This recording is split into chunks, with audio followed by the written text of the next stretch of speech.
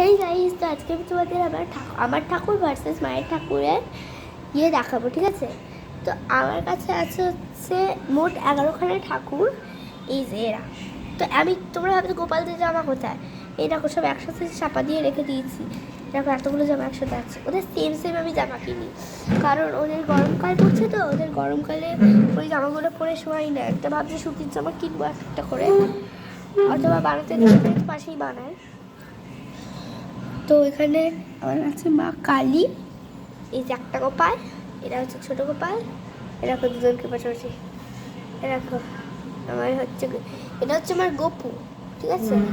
এটা হচ্ছে আমার গিরি, আচ্ছা এটা হচ্ছে আমার ননি, ঠিক আছে? আর এটা হচ্ছে আমার কালিমা, আর এটা হচ্ছে আমার বজরংবলী, এটা এই যে ইনি, এটা হচ্ছে আমার জগন্নাথ, আর এটা হচ্ছে আমার রাধাকৃষ্ণ, আর এটা হচ্ছে আমার সরস্বতী মা।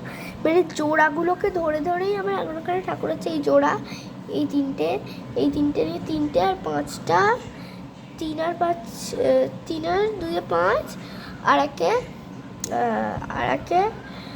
ছয়, আর একে সাত, আর একে আট, আর একে নয়, আর একে 10, আর একে 11খানা ঠাকুর মোট আমার। দেখো 11খানা নকুলদানা দেওয়া হয়েছে। তো এবার আমি মায়ের ঠাকুর কাউন্ট করবো, ঠিক আছে?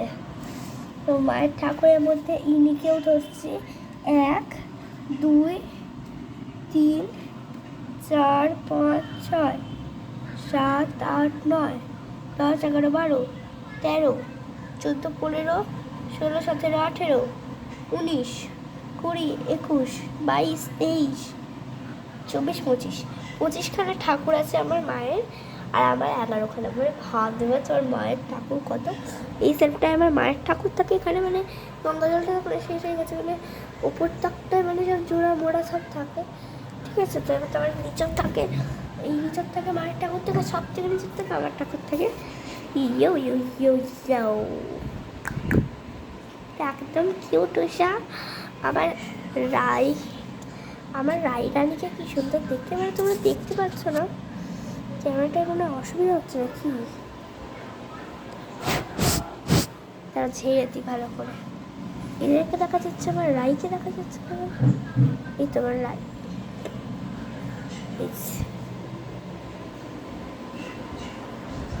আমার রাই মাধব, আমার রাজা মাধব। এবারে দেখা যাচ্ছে তো, খুব সুন্দর হাতের কাজ। 20 টাকা দাম নিয়েছে আমার রাই মাধবটা, 20 টাকা দাম নিয়েছে। বজরংবলী 20 টাকা দাম নিয়েছে।